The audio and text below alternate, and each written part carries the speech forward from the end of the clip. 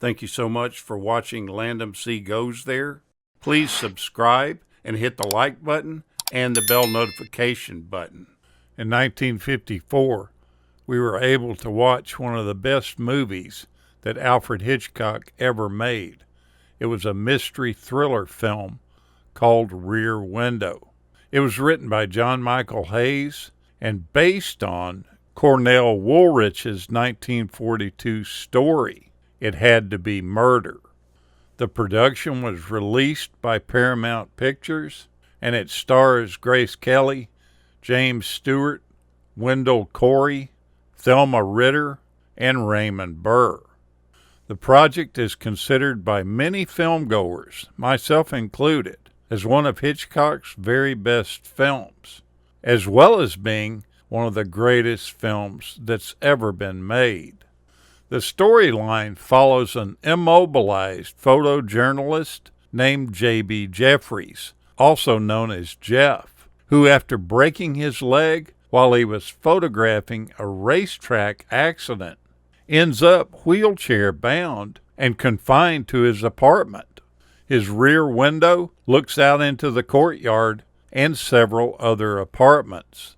Jeffries, with binoculars in hand, spends his days as a voyeur, spying on his neighbors, growing more and more engrossed with the activity of watching them, and he soon brings his girlfriend Lisa in on the thrill of it all. It's all fun and games for them until the two witness what they believe to be a murder that's happening across the way, becoming increasingly convinced of this as they continue to observe the apartment.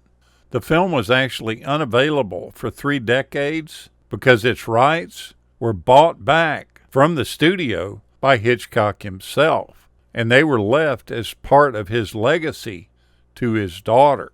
There were 4 other of his movies that were also unavailable. These have become what's been called the 5 Lost Hitchcocks. They eventually were re-released in theaters around 1984, after a 30-year absence. The others are The Man Who Knew Too Much from 1956, Rope from 1948, The Trouble with Harry from 1955, and Vertigo from 1958. As originally scripted, Jeff speaking to his editor on the telephone was to take place in the editor's office. In fact, Hitchcock filmed the scene with James Stewart and Gig Young meeting outside of Jeff's iconic apartment instead.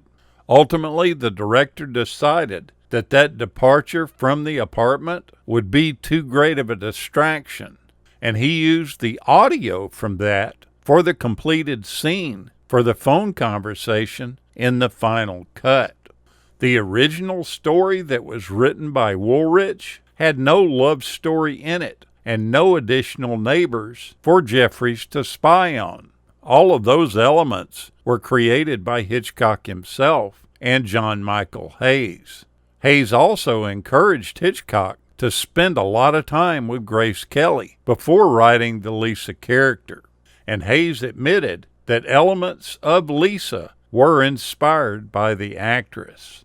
The famed director and Jimmy Stewart had a friendship that was fairly oddly intimate, while being somewhat proper and fairly distanced.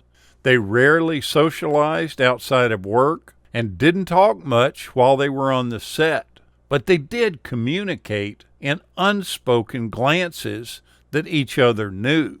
Stewart said that the director didn't discuss scenes with an actor or an actress, but he preferred to hire people who he would know what to expect from when he said action.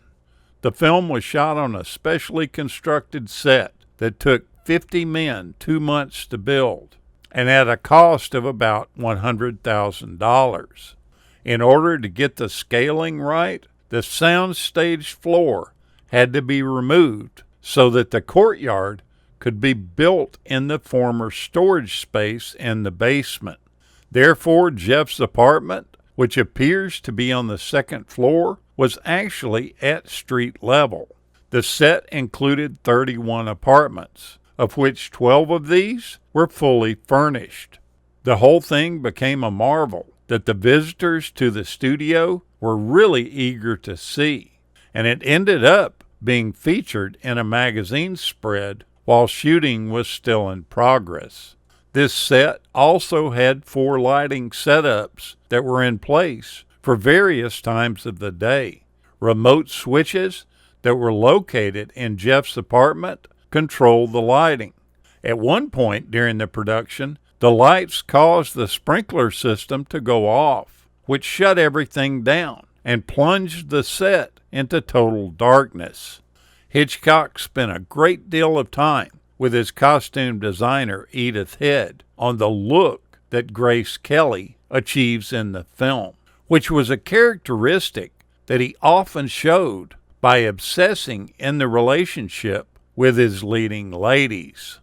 One costume that he fretted over was the negligee that Lisa wears to spend the night at Jeff's.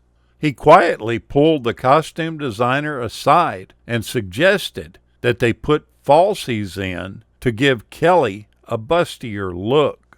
The designer and Kelly, however, made only a few changes to the costume construction and her posture. Hitchcock was fooled into thinking that Kelly had been padded, and he approved the look. During the month-long shoot, Georgine Darcy, who played Miss Torso, the dancer that lived across the way, lived in the apartment that she was seen in all day, relaxing between takes as if it was really her home. Hitchcock gave her free range to choreograph her own dance moves for her character and to dance any way she felt like during the filming. During the production, he came up to her and asked her what kind of pie she liked and disliked. She told him that she couldn't stand pumpkin pie. When it came time to film her character's reaction to finding a strangled dog, he presented her with a pumpkin pie and made several comments to her to get an adverse reaction. But he loved this character so much that on the last day of filming, Hitchcock and some of the cast presented her with a cake in the shape of her voluptuous figure. It was completely anatomically correct, with breast and everything, and the cast and crew snacked on her as the production closed down. Go back and watch this sensational film from Alfred Hitchcock. It's always a fun watch. Thank you so much for watching, and we'll continue to chase the classics.